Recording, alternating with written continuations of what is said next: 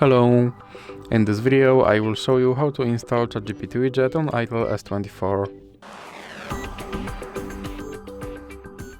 So you have to start by opening your Google Play Store, then click on search bar and type in Wally AI and click search, and now click install.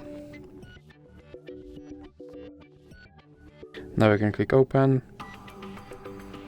and then click on this button to skip introduction and click not now. Then click open permissions, and now click here to allow this app to display over other apps, and then you can go back and click start. And as you can see right here there is my ChatGPT widget, and I can open it and I can tell him to do something.